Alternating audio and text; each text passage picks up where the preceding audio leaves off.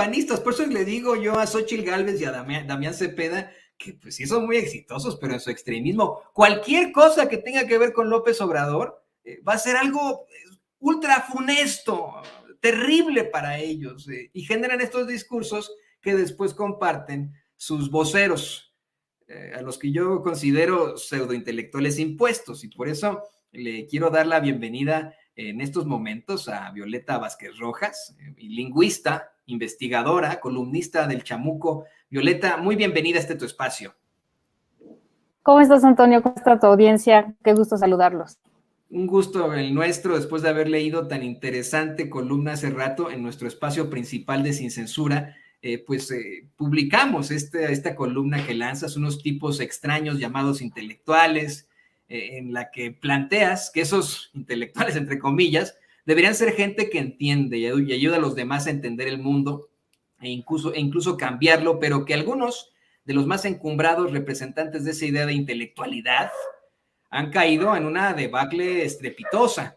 Yo te pregunto a ti, ¿verdaderamente una persona con su academia tiene ese poder transformador directamente desde, vamos, una opinión? Bueno, se supondría que los intelectuales tienen esa función social, ¿no? Es decir, no están ahí nada más para expresar opiniones, sino para un poco para moldear la opinión pública a partir de cierta experiencia que pueden tener, digamos, sus áreas de estudio, pero también, digamos, simplemente como por lo que Chomsky llama escepticismo informado, ¿no? Es decir, prácticamente cualquier persona con un poco de información y un escepticismo sano, dice él, pues puede dar una opinión acerca de los asuntos públicos.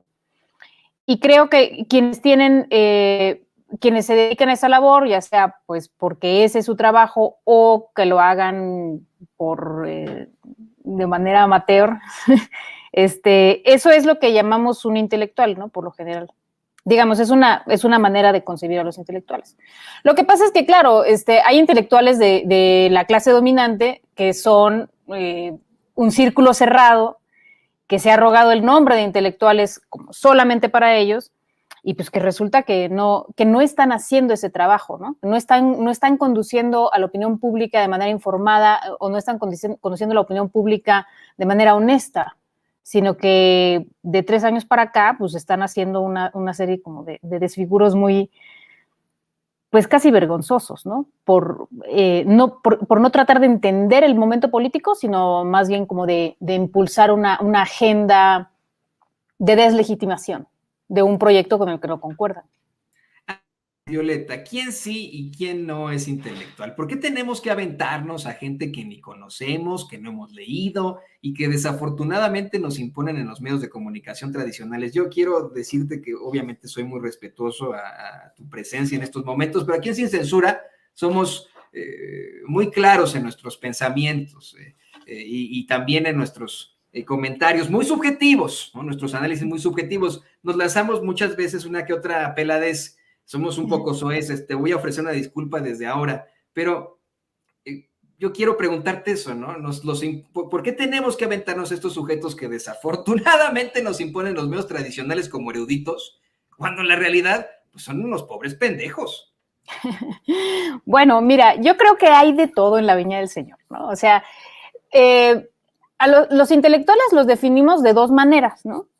Uno es como lo que acabamos de decir, o sea, la gente que se dedica a tratar de entender el momento político y a tratar también de explicarlo, el que hace la pedagogía de ese momento para la gente. Pero, bien, hay una cita de Gramsci que me gusta mucho que dice, no, los intelectuales no son una clase, hay intelectuales en todas las clases. Lo que pasa es que los intelectuales de la clase dominante ejercen una cierta atracción y subordinan a los intelectuales de las demás clases. De tal manera que pareciera que ellos son los únicos intelectuales, ¿no? Los que tienen acceso a ciertos medios de publicación, a ciertos foros, a los medios corporativos, en este caso, por ejemplo. Entonces pensamos que esos son los intelectuales, ¿no? Los que han sido, digamos, los cercanos a las élites culturales durante muchísimas administraciones y que se han beneficiado, por supuesto, de pues también de dinero público y de otras prebendas, ¿no? Entonces, digamos, hay dos maneras de concebir a los intelectuales. Una es por lo que hacen o deberían hacer, y otra es por que pertenezcan a ese círculo rojo que hemos asociado con la intelectualidad desde siempre. Y me parece que son estos últimos, o digamos los intelectuales concebidos de esta última manera, los que, pues, de 3 años para acá, se instaura un nuevo régimen, un régimen que es muy incluyente, es decir, donde no hay encumbrados, no hay élites más inteligentes que los demás, ¿no? O sea, digamos, todo la concepción de la sociedad ha dado una vuelta de tal modo que pues la sabiduría no es potestad de unos cuantos, ya no. Antes así se concebía, pero ya no. Y ese es parte de uno de los cambios culturales más evidentes que estamos viendo. Entonces, claro, en esa nueva concepción, en el que, bueno, o sea, hay intelectuales en todas las clases y hay intelectuales con todo tipo de interlocución, este grupo del círculo rojo, de la élite cultural, pues no solamente ya no son los únicos a los que la gente voltea a ver para una explicación de lo público, sino que además ellos mismos están haciendo un ridículo de su persona, ¿no? O sea, todas estas exageraciones, estas comparaciones, las analogías que sacan que no tienen ni pies ni cabeza, donde empiezan a decir que estamos en un régimen fascista, que ya murió la democracia, que el golpe de Estado, o sea, a la gente le dan risa. Yo tenía un maestro que decía que no hay fracaso más rotundo para un movimiento que el que en lugar de simpatía provoque risa. Y yo creo que muchos de ellos eso es lo que provocan, o sea, provocan como pues, entre risa y pena ajena. Ese tipo de cosas, es decir, no, pues podrían haber sido más cuidadosos y no hacerlas. Pero, o sea, las escriben, las firman, las publican y luego no las pueden defender y se desdicen, pero pues ya está ahí publicado, ¿no? Lo que escribieron. Entonces, bueno, creo que hay dos maneras de concebir a los intelectuales. Una, digamos, por las personas que típicamente se declaran así, y otra es por la actividad que se supone que deben desempeñar en una sociedad. Y lo que estamos viendo es que, sí. No, perdón que me interrumpa, Violeta, pero es tal vez el nombre que les han dado precisamente en los medios de comunicación tradicionales, en este culto a la personalidad que les generan en los medios de comunicación tradicionales, que se pueden dar el lujo de, a sabiendas de que están en lo incorrecto, de decir que, por ejemplo, por un acuerdo, México está en pleno golpe de Estado, como Denise Dresser, ¿no? En hacer un comparativo, por ejemplo, del conflicto del CIDE, que ha sido clasificado por muchos como una situación verdaderamente clasista, con el gran movimiento del 68, histórico para nosotros como mexicanos, y por supuesto, una barrabasada terrible, una pifia espantosa como la que se aventó el supuesto poeta Javier Sicilia, de comparar a un presidente que, insisto, no estoy yo defendiendo al presidente, no lo hago como con algún tipo de favoritismo, así simple y sencillamente, en un presidente de izquierda,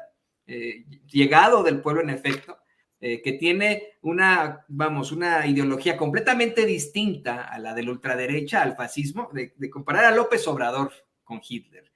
Tal vez lo único que están planteando estos sujetos es pues vamos, esa implantación de sus élites, de cómo es que pueden aventarse este tipo de pifias, este tipo de tonterías, pensando que a lo mejor la gente les va a creer, pero la gente, como bien lo dices, Violeta, ya no les cree ni un poquitito.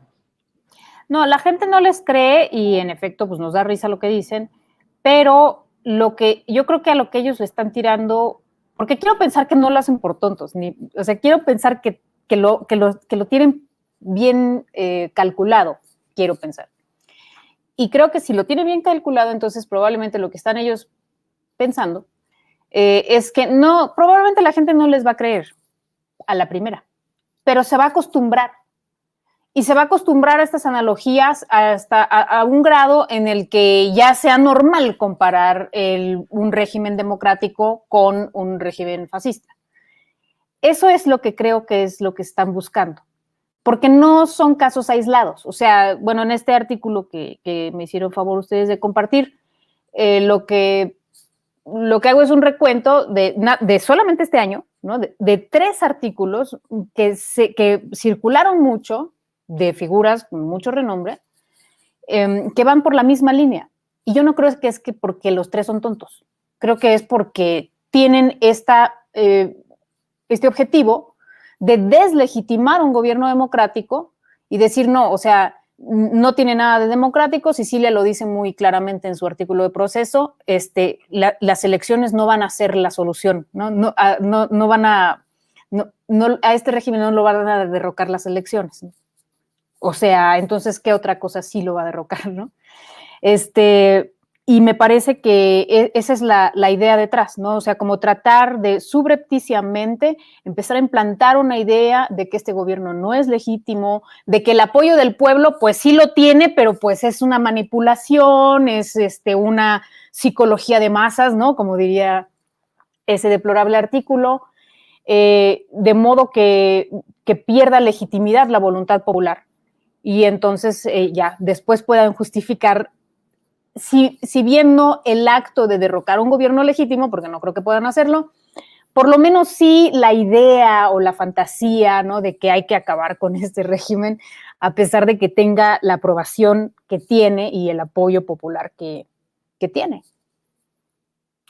Violeta, yo creo, en todo caso, bueno, y esta es mi opinión muy personal, que de todas formas, la gente de a pie, el mexicano de a pie, que hoy está politizado, el mexicano y la mexicana de a pie, que está completamente politizado, cuando antes tal vez se aventaba esas horrendas telenovelas en Televisa, esas narcoseries, esos reality shows que no llevan a nada en TV Azteca y así, Hoy le presentan en los medios de comunicación tradicionales a estos pseudointelectuales y los manda por un tubo, los mantiene pues ahí muy lejos, a pesar de que reiteradamente nos los estén presentando, yo creo que ya hay un cambio inherente en todas las cosas. En todo caso, escuchan el análisis de Violeta Vázquez Rojas. Y te agradezco muchísimo que te hayas conectado con nosotros, sabemos que tienes una agenda muy apretada. ¿Por qué no nos compartes tus redes sociales? La gente quiere ponerse en contacto contigo, quieren seguirte leyendo, tienen muchas preguntas para ti. Muchas gracias. Soy Violeta BR con V chica en Twitter. No uso Facebook, entonces me encuentran ahí en Twitter y muchísimas gracias por la invitación. Aprecio mucho a tu audiencia. Saludos a Vicente. Aprecio mucho la audiencia de este canal porque es, como acabas de decir, es gente politizada, ¿no? Me gusta mucho esa idea y creo que parte de la debacle de los intelectuales de élite es justamente la amplísima politización de la sociedad, ¿no? Que ahora todo mundo es capaz de hacer un análisis informado gracias a que no, pues, ya, digamos, se han ido acotando los espacios de la apatía, ¿no? La gente está más involucrada en la vida pública y eso la hace pues más crítica y más escéptica. Entonces eso lo aprecio mucho de esta audiencia y te agradezco mucho la invitación. Nosotros somos los agradecidos, Violeta, y espero que puedas regresar a este espacio de Sin Censura por la tarde o por la mañana cuando se pueda. Ahí lo tiene usted. Una Gracias. Entrevista fantástica con la lingüista e investigadora Violeta Vázquez Rojas. Hasta muy pronto, Violeta. Hasta luego, gracias. Y bueno.